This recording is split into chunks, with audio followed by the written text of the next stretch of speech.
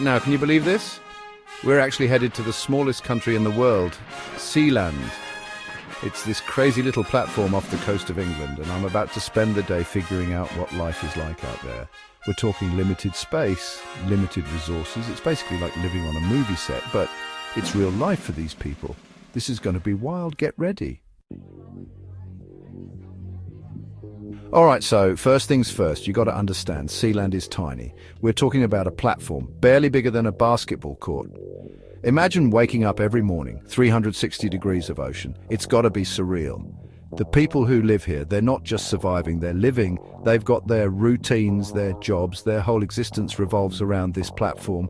We're talking about a level of resourcefulness that most of us never have to think about. Water, electricity, food, it all has to be brought in. Can you imagine relying on a supply boat for literally everything? Talk about high stakes, grocery shopping, and then there's the isolation. Sure, they've got the internet, but still, you're out here in the middle of the ocean. It's like being on a permanent camping trip. But instead of a tent, you've got a steel fortress. But here's the thing, there's this sense of community here that you don't find in a lot of places. Everyone knows everyone, they look out for each other. It's like this little self-sufficient society out here in the middle of nowhere. This is why I came here, to see how they make it work, how they thrive in a place that most people would find impossible. Okay, so Sealand might be small, but they take their nationhood seriously. They've got their own flag, their own anthem, even their own currency. They've got passports, stamps, the whole 9 yards. It's like a real country, just miniaturized. They even had this crazy incident back in the day. Someone tried to take over the place. They fought them off. Talk about defending your territory. This place has seen some stuff, and it's that history that makes it so fascinating. You walk around and you see the remnants of that history everywhere. The old cannons, the lookout towers, it's like stepping back in time. But then you see the satellite dishes, the internet routers, and you realize this is a place that's embracing the future too. They're not stuck in the past, they're building something new, something unique.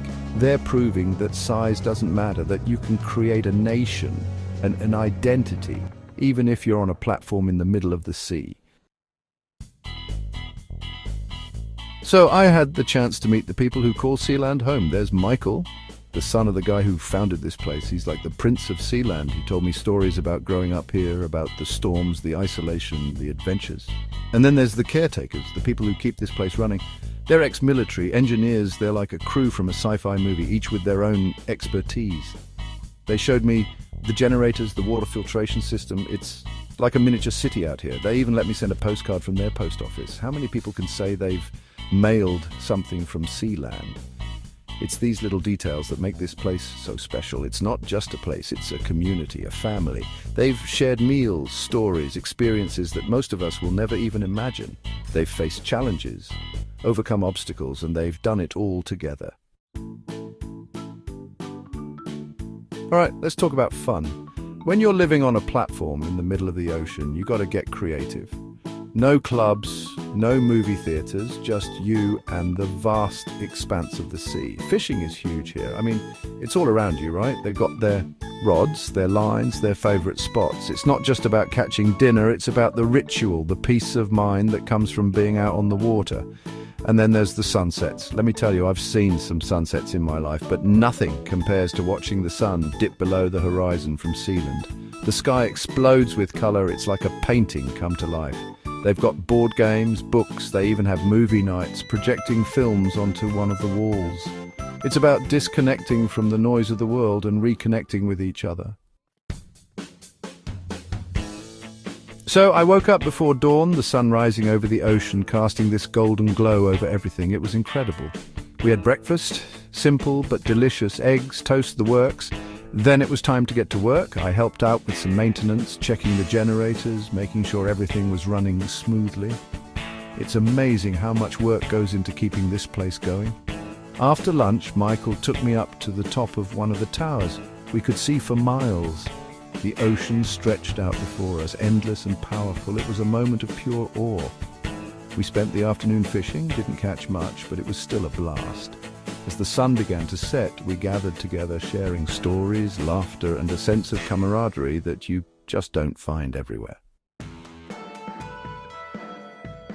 All right, let's talk about the Bates family, the self-proclaimed royalty of Sealand. It all started with Roy Bates, a former British Army major back in the 60s. He took over this abandoned sea fort, declared it an independent nation, and the rest, as they say, is history. He raised his family here, fought off invaders, established a legacy that continues to this day. His son, Michael, is now the Prince Regent, carrying on the torch, so to speak. They're an eccentric bunch, no doubt about it, but there's also a deep sense of pride, of independence that's hard not to admire. They're living proof that you can create your own destiny, even if it means building a nation on a platform in the middle of the sea. They're pioneers, visionaries, and they've got one heck of a story to tell. Okay, let's talk about food. When you're living on Sealand, you can't just order takeout. Everything has to be brought in by boat. Once a week, a supply boat arrives loaded with fresh produce, meat, all the essentials. It's a lifeline to the outside world, a reminder that they're not completely cut off. The meals here are simple, hearty, and often revolve around whatever they've managed to catch that day. Fresh fish is a staple, of course, but they also have canned goods, pasta, rice, all the basics. They even have a small garden where they grow herbs and vegetables. It's not much, but it's a reminder of life on land, a connection to the natural world. There's something about sharing a meal with people who understand the true value of food, who appreciate every bite. All right, it's challenge time. I'm putting my culinary skills to the test. Sealand style, the rules are simple. I can only use ingredients that are actually available on Sealand. No fancy spices, no exotic fruits, just good old-fashioned resourcefulness. I managed to snag some fresh fish from the guys earlier, so we're going with a classic fish and chips situation. We're talking potatoes, flour, oil, the bare essentials. I'm talking about improvising, adapting, making the most of what you've got. The final product, let's just say it wasn't Michelin star worthy, but it was edible. And out here, that's all that matters. It's about more than just the food. It's about the experience, the challenge, the satisfaction of creating something out of nothing. Let's be real, life on Sealand is always easy. We're talking about constant exposure to the elements, limited resources, and the ever-present challenge of isolation. Water is a precious commodity here. They collect rainwater, desalinate seawater, every drop counts. Electricity is generated by diesel generators, and fuel has to be brought in regularly. It's a constant battle against the forces of nature, a testament to human ingenuity and resilience. But even in the face of these challenges, there's a spirit of optimism, a sense of community that shines through. They've created a life for themselves on their own terms, and that's something to be respected. So one of the big questions I had coming here was, can you actually fish for food on Sealand? I mean, you're surrounded by water, but is there anything out there? The answer, my friends, is a resounding yes. The waters around Sealand are teeming with life. We're talking cod, mackerel, even the occasional sea bass. I spent an afternoon with some of the guys, casting lines, swapping stories, and reeling in dinner. There's something incredibly satisfying about catching your own food, about being directly connected to the source of your sustenance. It's a reminder of the bounty of the ocean and the importance of respecting the delicate balance of nature.